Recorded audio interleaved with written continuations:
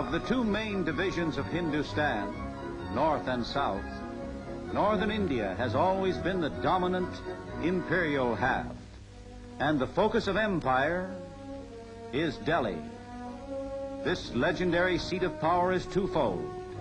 It is Indian, with an immensely long history of glory and tribulation, the seven ancient cities of Delhi. And now there is another Delhi, British.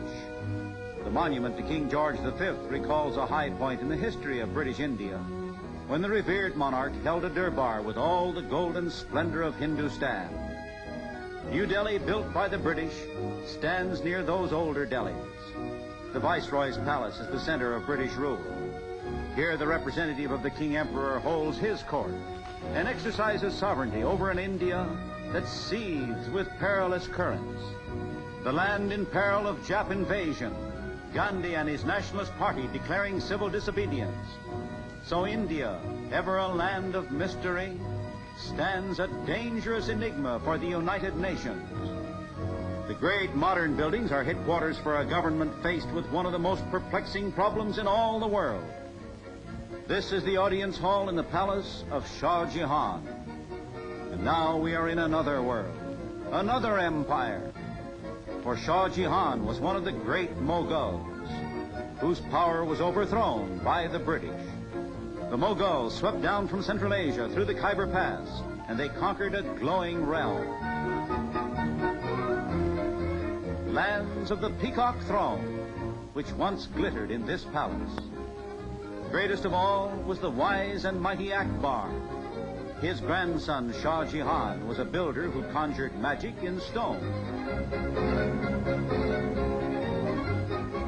New Delhi has its Indian royal palaces today, too. Rulers of Indian states maintain resplendent residences in the great capital, like that one, Palace of the Nizam of Hyderabad.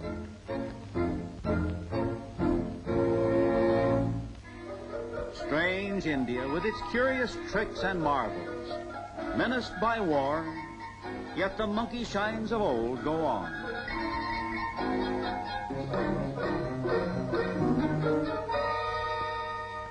The great Jama Masjid Mosque tells of the religion of the great Mughals, Mohammedan. Here the prayers of the faithful still rise to Allah. India has 70 million Muslims, a powerful, belligerent minority opposing Gandhi's nationalism. They constitute a number one element in the problem of India. The old Delhi fort reflects the military prowess of the bygone Mughals. Their conquering domain once embraced most of Hindustan, almost unified India. And the stronghold of their power was this fortress at their capital, Old Delhi. The ruined mosque of Quwwat-ul-Islam, with its great iron pillar, of an even more remote age, seems to symbolize the ruin and decay that came upon the Hindus long ago.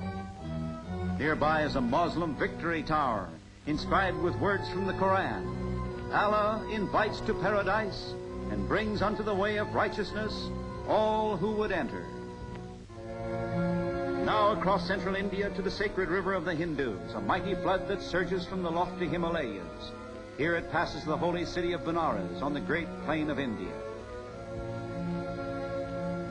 The mortal remains of all Hindus who die in Benares go up in smoke from the burning ghats.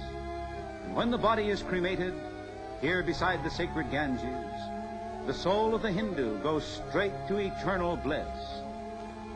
The oldest relative lights the pyre and fans it to a flame. A bath in the thrice blessed river of life will wash away all sin.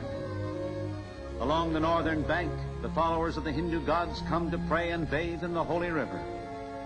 The Ganges, which receives the ashes of the dead, also absolves the living.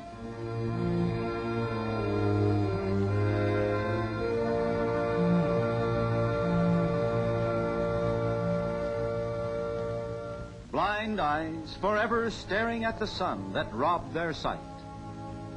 Along the stone bank of the Ganges, here at Benares, the fakirs, fantastic fringe of 300 million Hindus, freeing themselves by self-torment on earth, from the torments of the hereafter.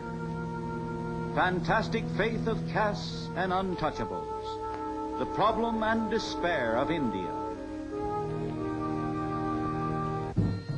The snake charmer and the cobra are a familiar sight, a bit of wonder-working that expresses the lure and fear of the hooded death that is part of India, land of snake charmers and snake gods.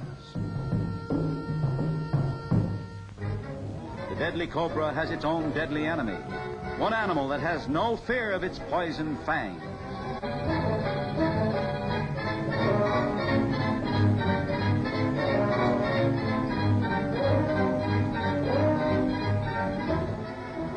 Quick as a flash, the cobra strikes. But quicker than that is the cobra's enemy, that little animal of India called the mongoose. So the scourge of the jungle is brought down. This lovely crystal pool gives us our first vision of the Taj Mahal, great white tomb that a man built for the love of a woman. More than 300 years ago at Agra, on the shores of the river Jamna, Shah Jahan's beloved young wife, Mumtaz Mahal, died, and the great Mughals' grief inspired him to enrich the world with this pure white marble mausoleum. Which of us, with a yearning for travel, has not longed to behold the glorious Taj Mahal? And here the Lawrence Thaw expedition has brought it to us with all the magic of color photography. Carved flowers still adorn it, still fresh as ever, carved from semi-precious stones, turquoise, jasper, and lapis lazuli. And so it stands today, monument of a lover's devotion.